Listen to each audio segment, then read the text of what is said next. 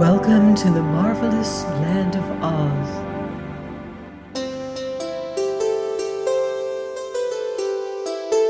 I'm Mardell, reading The Road to Oz by L. Frank Baum.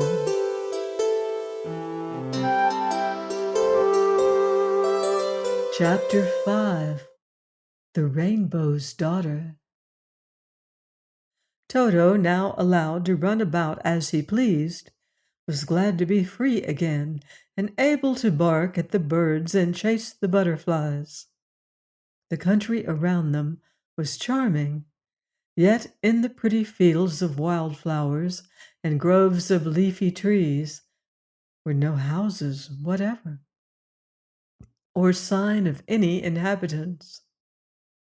Birds flew through the air, and cunning white rabbits darted among the tall grasses and green bushes.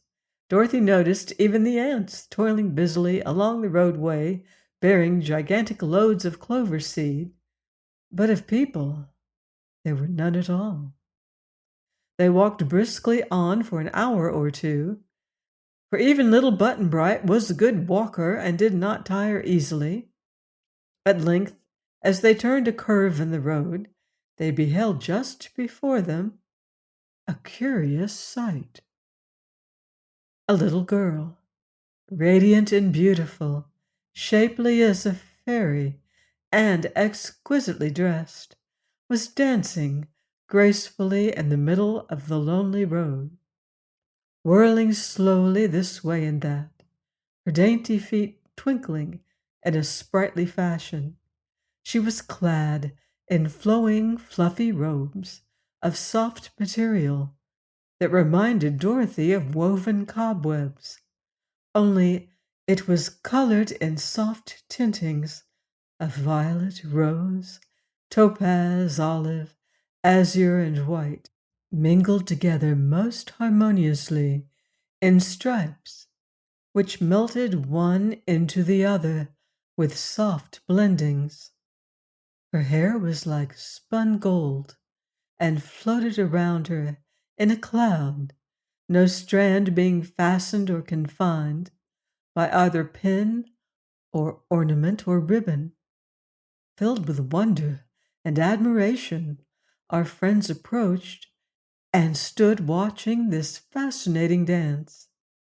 The girl was no taller than Dorothy, although more slender, nor did she seem any older than our little heroine. Suddenly she paused and abandoned the dance, as if for the first time observing the presence of strangers.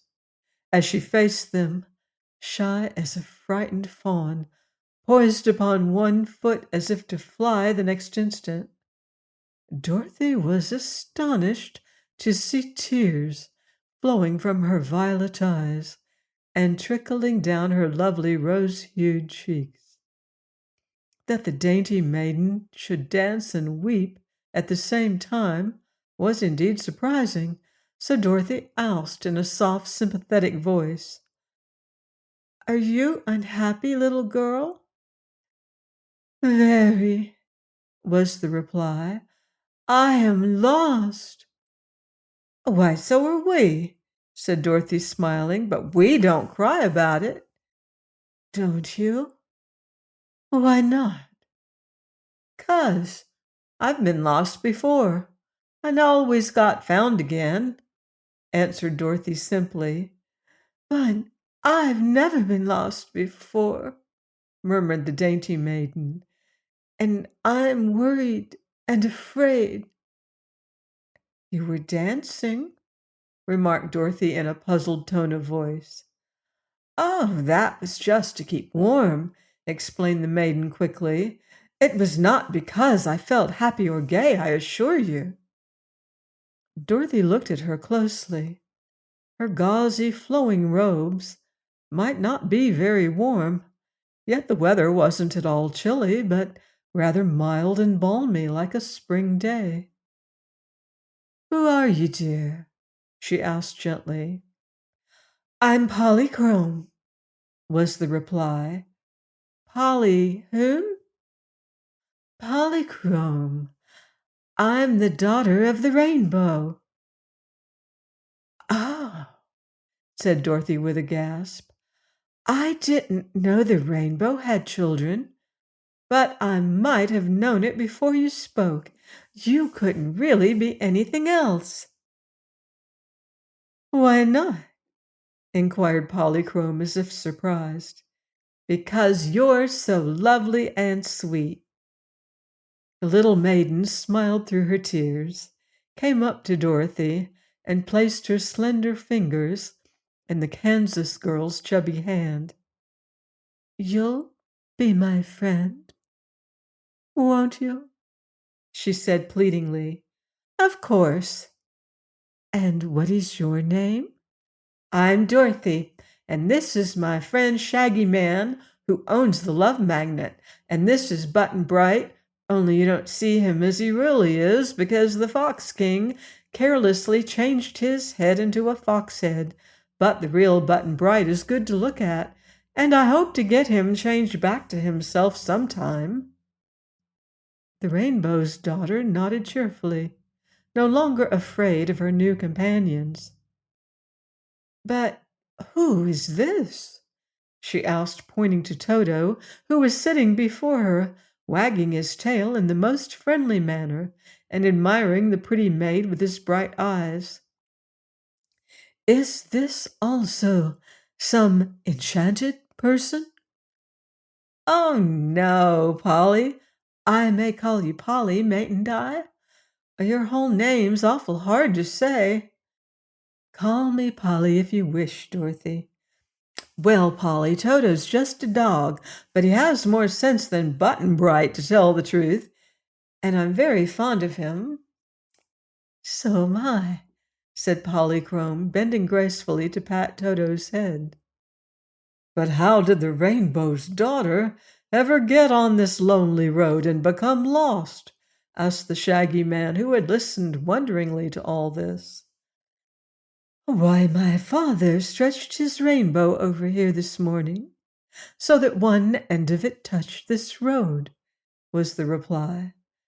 "And I was dancing upon the pretty rays, as I love to do, and never noticed I was getting too far over the bend in the circle.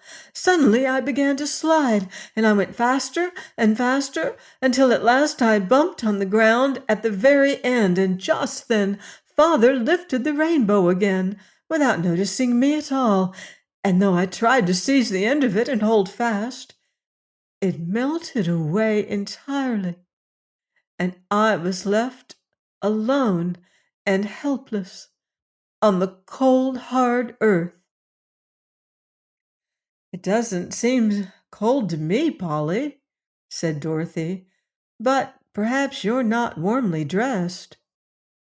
"I'm so used to living near the sun," replied the Rainbow's Daughter, "that at first I feared I would freeze down here, but my dance has warmed me some, and now I wonder how I am ever to get home again." "Won't your father miss you and look for you and let down another rainbow for you?" "Perhaps so, but he's busy just now because it rains in so many parts of the world at this season, and he has to set his rainbow in a lot of different places. What would you advise me to do, Dorothy?" "Come with us," was the answer. "I'm going to try to find my way to the Emerald City, which is in the fairyland of Oz. The Emerald City is ruled by a friend of mine, the Princess Ozma, and if we can manage to get there, I'm sure she will know a way to send you home to your father again." "Do you really think so?" asked Polychrome anxiously. "I'm pretty sure." "Then I'll go with you," said the little maid, "for travel will help keep me warm, and father can find me in one part of the world as well as another, if he gets time to look for me." "Come along, then," said the Shaggy Man cheerfully. and they started on once more. Polly walked beside Dorothy a while, holding her new friend's hand as if she feared to let it go, but her nature seemed as light and buoyant as her fleecy robes, for suddenly she darted ahead and whirled round in a giddy dance. Then she tripped back to them with sparkling eyes and smiling cheeks, having regained her usual happy mood and forgotten all her worry about being lost. They found her a charming companion, and her dancing and laughter, for she laughed at times like the tinkling of a silver bell, did much to enliven their journey and keep them contented. Please join me next time for more magical adventure here on the marvelous land of Oz. Goodbye for now.